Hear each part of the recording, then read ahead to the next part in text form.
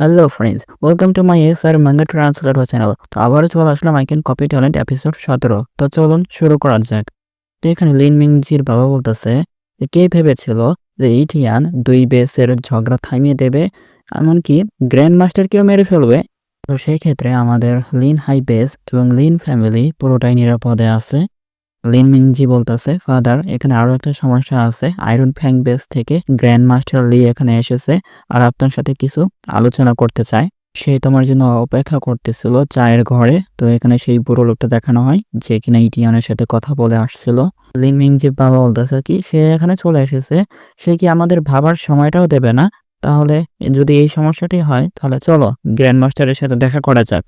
Lin মিংজির বাবা বলতেছে যে তোমাকে এই লিন পরিবার থেকে যতগুলো লোক আছে সবগুলোকে নিয়ে ইটিয়ানের পরিবারকে রক্ষা করো। আর ইটিয়ান যদি কোনো দল গঠন করতে চায় তাহলে আমরা সবাই তাকে সাহায্য করব। লিন মিংজির বাবা বলতেছে যাই হোক না কেন একটা জিনিসই মনে রাখবে, ইটিয়ানকে কখনো রাগ উঠাবে না। লিন মিংজি বলতেছে হ্যাঁ আমি বুঝেছি। এইটা হচ্ছে মার্শাল প্যাভিলিয়ন, যেখানে ইউলিং এর বাসা। জিয়াজিন আরামে ঘুমাচ্ছিল আর ঘুম থেকে উঠে এখানে হাম ছাড়তেছে। আর ইও এগুলো দেখতেছে, মন খারাপ করে আর ভাবতেছে যে আমি জানি না আমার ভাই এখন কি করছে, আমি জানতে চাই। তো এইসব বলে অনেক মন খারাপ করতেছে। তো মেয়েটা আবার চলে আসছে চা নিয়ে, আর এটা দেখে ক্যাপ্টেন বলতেছে কি আবারও চা? আমরা তো পুরো রাত চা খেয়ে কাটালাম। তো এখানে কি হচ্ছে? এই প্যাভিলিয়ন মাস্টার আসলে কি করতেছে? সেই মেয়েটা বলতেছে আমি সত্যি দুঃখিত, প্যাভিলিয়ন মাস্টারের বিষয়বস্তু সম্পর্কে আমার আসলে কোনো জ্ঞান নেই। তো ক্যাপ্টেন বলতেছে আমি আগে এখানে কয়েকটি লেনদেন করেছি, কিন্তু দুর্ভাগ্যবশত প্যাভিলিয়ন মাস্টারের সাথে আমার কখনো ব্যক্তিগতভাবে দেখা করার সুযোগ হয়নি। তো শুনেছি সে একজন সত্যিকারের সুন্দরী। ক্যাপ্টেন এখানে বলতেছে বিরক্ত হয়ে যে মাস্টার আমাদের কি আরো অপেক্ষা করা দরকার? তো মাস্টার এখানে বলতেছে দাঁড়াও একটু অপেক্ষা করো। আর বলতেছে একবার ভাবো তো, তুমি আসলে অনেক আগেই প্যাভিলিয়ন মাস্টারকে দেখে ফেলেছো। ক্যাপ্টেন শক হয়ে বলে কি আমি আগেই দেখে ফেলেছি? তো মাস্টার বলতেছে আর তুমিও আগে দেখেছো? তো এটা শুনে অনেক শক হয়ে যায় কি আমি আবার কখন দেখলাম।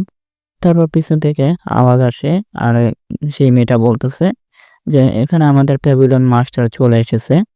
তো ইওলিং এখানে চলে আসে, তো আস্তে আস্তে সামনের দিকে চলে আসতেছে। তো তার মুখের দিকে ফোকাস করে দেখা যাচ্ছে যে তার চোখের নিচে একটা কালো দাগ আছে, মানে তিল আছে। তো এটা দেখলে আর কি বোঝা যাবে যে ইউলিং নাকি ইউ। তো এখানে সিট থেকে উঠে দাঁড়ায়। তো দাঁড়ানোর পর এখানে ক্যাপ্টেন গেল উলফ তার চোখ মুছতেছে, মানে বুঝতে পারতেছে না যে এটা আসলে কি হচ্ছে। মানে এখানে দুইটা আর কি দেখতে পারতেছে। তাই আর কি হ্যারান হয়ে একবার কে দিকে তাকিয়ে দেখতেছে, আবার ইউলিং এর দিকে তাকিয়ে দেখতেছে আর বলতেছে এখানে আবার কি হচ্ছে। এদের দুজনকে দেখে বলতেছে তারা কিভাবে একই রকম হতে পারে। আর সেই চা দেওয়া মেয়েটা বলতেছে হ্যাঁ আমিও লক্ষ্য করেছি, তারা যখন রাত্রে এসেছিল তখন আমিও ভেবেছিলাম যে তারা এটা কি কোনো যমজ বোন হতে পারে নাকি, যে একটা বোন হয়তো হারিয়ে গেছিল সেটা এখন ফেরত চলে আসছে। জি এখানে আসে আর বলতেছে অনেকদিন পর দেখা হচ্ছে মিস ইউ। তো এটা হচ্ছে ইটিয়ানের লিটল সিস্টার। তো ইটিয়ান আমাকে কাজ দিয়েছিল তার বোনকে এখানে আপনার কাছে নিয়ে আসতে, রক্ষা করার জন্য। তো এটা দেখে ইউলিং বলতেছে এত ফর্মাল হওয়ার দরকার নেই এল্ডারলিন। তো আমি জানি এইসব কিছু, যে কাল রাতে কি হয়েছিল। একটু কনফিউজড হয়ে আছে তার চেহারা নিয়ে। আর ইউলিংও এখানে কে দেখতেছে। তো ইউলিং অনেক রাগ হচ্ছে মনের মধ্যে আর বলতেছে একটা ছোট বোন যে দেখতে হুবহু আমার মতো, আমি এটা বিশ্বাসই করতে পারছি না। সে লোকটা আগে আমাকে বাঁচায়নি কারণ সে আমাকে তার ছোট বোন হিসেবে দেখেছিল, তাই না? সেই শয়তানটা সে আমাকে কোলে করে নিয়ে গিয়েছিল, কতটা অপমানজনক। তো ইউলিং এর কাছে এসে বলতেছে তুমি কি তো বলতেছে হ্যাঁ। তো ইউলিং বলতেছে আসো আমাকে বিগ সিস্টার বলে ডাকো।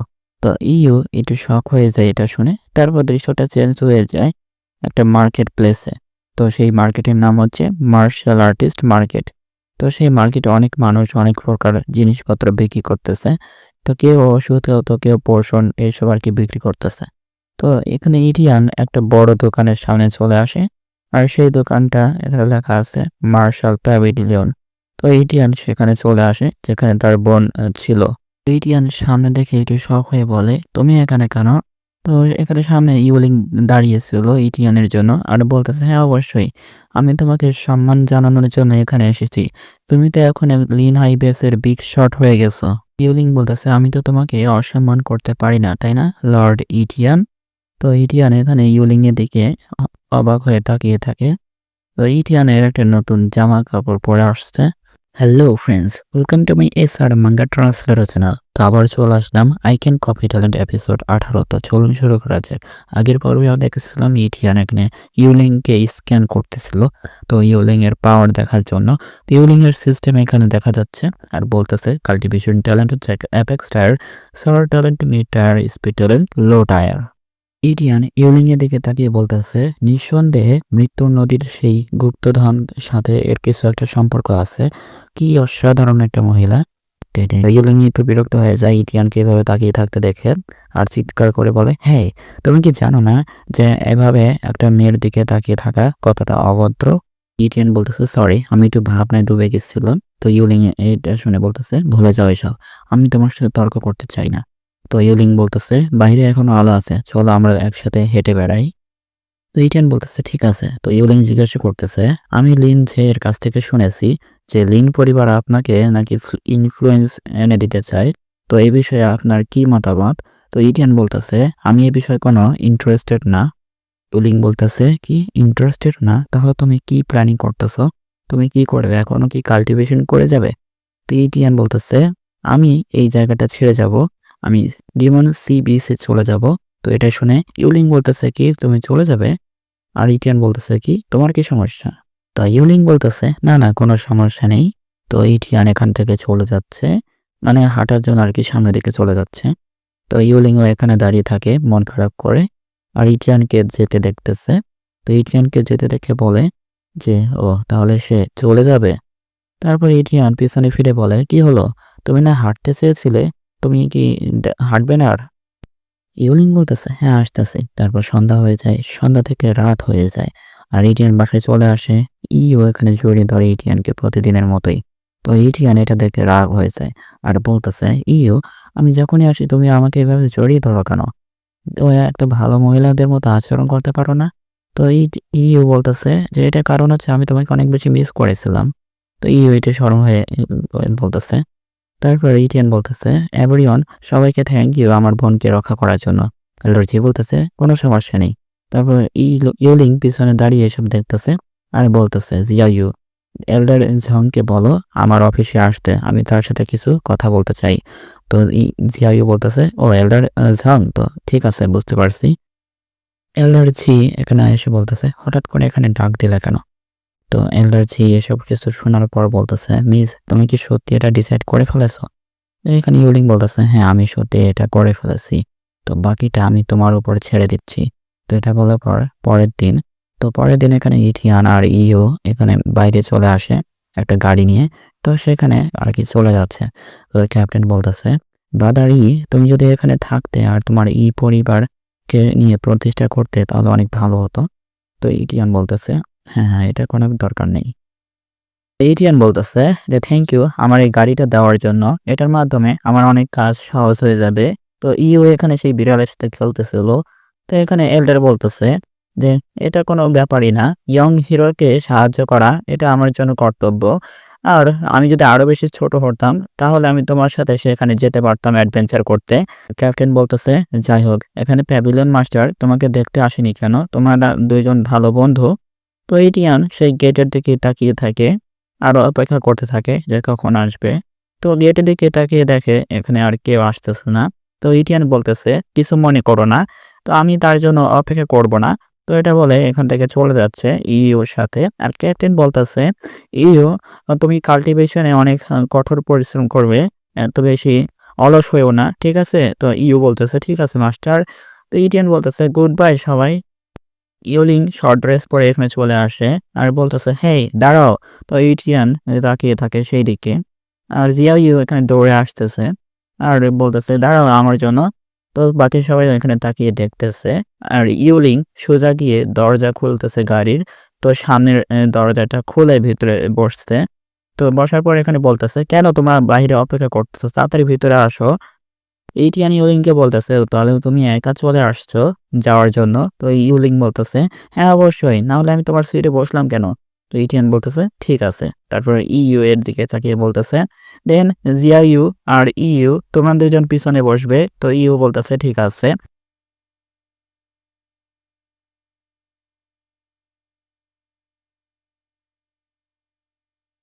ইটিয়ান বলতেছে, তুমি হঠাৎ করে ডিমন সি বিচে যেতে চাও কেন? ইউলিং বলতেছে, জিজ্ঞাসা করো না, আমি শুধু যেতে চাই। তো ইটিয়ান বলতেছে, যদি তুমি আমার সাথে কোনো অভিযানে যেতে চাও তাহলে তোমাকে শুধু জিজ্ঞাসা করতে হবে, তো এভাবে করার কোনো প্রয়োজন নেই। ইউলিং রাগ করে বলতেছে, আমি আগেই বলেছি কারণ আমি সেখানে যেতে চাই, এর সাথে তোমার কোনো সম্পর্ক নেই। আমি শুধু তোমার গাড়ি নিচ্ছি কারণ এটা অনেক সুবিধাজনক, বুঝলে? এটিএন বলতেছে, হ্যাঁ হ্যাঁ ঠিক আছে, বুঝতে পারছি। তারপর ইউ এখানে জানালা খুলে বাইরে থেকে হাত নাড়ায় আর বলতেছে, বাই বাই ক্যাপ্টেন গেল উলফ আর এল্ডার জি। এরপর এল্ডার জি এখানে বলতেছে, তার ভবিষ্যৎ সত্যি অধীর আগ্রহে অপেক্ষা করার মতো। তো ইটিয়ান গাড়িতে করে চলে যাচ্ছে তার গন্তব্যে। তো ইটিয়ান এখানে বলতেছে, বাই বাই লিন হাই বেস। ইটিয়ান গাড়িতে করে দানব সমুদ্রে ঘাটিতে যাচ্ছিল। তো জিআইইউ বিড়ালের উপর রাগ করে প্রায়ই মহাকাশ ফাটল হলে সেখানে খুঁজে সেখানে ভিতরে চলে যায়। তো এটি মার্শাল আর্টিস্টদের তাদের দক্ষতা বৃদ্ধি এবং একটি গুরুত্বপূর্ণ উপায়। তো ইটিয়ান বলে, তাহলে যে কেউ কি এই গোপন রাজ্যে প্রবেশ করতে পারে? সিআইইউ বলে, না, গোপন রাজ্যগুলি স্তরে বিভক্ত। ইউলিং বলতেছে, উদাহরণ হিসেবে 3 মাস পর যেই গোপন রাজ্য ওপেন হবে সেখানে শুধু গ্র্যান্ড মাস্টাররাই যেতে পারবে। যদি কেউ লো লেভেল অথবা আরও বেশি হাই লেভেলের মানুষ যেতে চায় তাহলে এই রিয়েলামের যে ফোর্সটা আছে সেটাই এখানে তাদেরকে ধ্বংস করে দেবে। তো ইটিয়ান বাকি সবাই জাহাজে করে যাচ্ছিল। তো জাহাজটা এখানে থামে আর জাহাজের ক্যাপ্টেন বলতেছে, তো আমরা দানব সমুদ্রে ঘাটিতে পৌঁছে গেছি, তো যাত্রীরা দয়া করে সুশৃঙ্খলভাবে নেমে আসুন। তো ইটিয়ান বাকি সবাই এখানে গেট দিয়ে নিচে নামতেছে। ইটিয়ান বাইরের দৃশ্য দেখে বলতেছে, এই জায়গাটা অনেক বড়, এটা তো লিন হাইবেস থেকে অনেক গুণ বড়। ইউলিং বলতেছে, হ্যাঁ অবশ্যই, এখানে অনেকগুলো ডিস্ট্রিক্ট ভাগ করা আছে। তো ইটিয়ানের বাকি সবার সামনে একটা গাড়ি ছুটে চলে আসে আর সেই গাড়িটা থেমে যায়। তো সেই গাড়িটা দরজা খুলে একজন ড্রাইভার বের হয়। তো সেই ড্রাইভার বলতেছে, তো আমি এই ডেমন সি বিচের মার্শাল প্যাভিলিয়নের একজন ড্রাইভার। তো আমি এখানে আপনাদের জন্য অপেক্ষা করছিলাম। তো miss, welcome to the demon sea beach. তো ইটিয়ান দেখে বলতেছে, ওয়াও, এই মার্শাল প্যাভিলিয়নটা দেখতেছি 1 নাম্বার। তো ইউলিং এখানে জিয়াইউকে বলতেছে যে ইউকে নিয়ে এখানে মার্শাল প্যাভিলিয়নে চলে যাও আর রেস্ট করো। তো জিয়াইউ বলতেছে ঠিক আছে। তো ইউ বলতেছে ব্রাদার। তো ইটিয়ান বলতেছে চিন্তা করার দরকার নেই। ইউ বলতেছে যে ব্রাদার, তুমি অনেক বেশি কেয়ারফুল থাকবে আর আমি বাসায় তোমার জন্য অপেক্ষা করব। তো ইটিয়ান বলতেছে চিন্তা করো না। তো সবাই এখানে গাড়িতে করে চলে যায় আর শুধু থাকে ইউলিং আর ইটিয়ান। তো ইউলিং রেডি হয়ে বলতেছে, ঠিক আছে, তো এখন আমাদের বিজনেস শুরু করা যাক। তো এই এলাকা যে ডিমন সি বিচ বলে, তো সেটা একটা ডিস্ট্রিক্টের ভিতরে পড়ে। তো আশেপাশে এখানে অনেক হেলিকপ্টার উড়ে বেড়াচ্ছে আর সাধারণ মানুষরা এখানে অনেক জমা হয়ে গেছে। তারা বলতেছে এখানে অনেকগুলো সাধারণ মানুষ চলে এসেছে আর তারা মনে হয় এখানে সিক্রেট রিয়ালামটাকে দেখতে এসেছে। এখানে বেশি গ্রেট মার্শাল আর্টিস্ট নেই। তো এখানে একজন চিৎকার করে বলতেছে, তো এখানে একটা স্পেশাল রিফট ওপেন হয়েছে।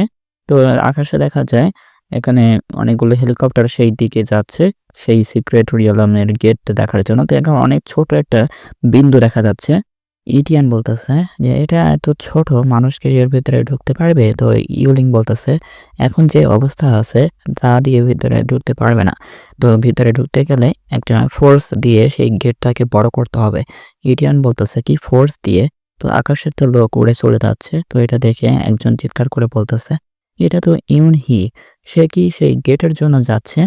তো এটা দেখে ইউলিং ইশারা করে দেখাচ্ছে আর বলতেছে, ওই দেখো আকাশে যে লোকটা উঠতেছে সেই লোকটার পাওয়ার হচ্ছে কিং রিয়ালামে আছে আর সে এই ডিমান সি বিচের একটা পাওয়ার হাউস।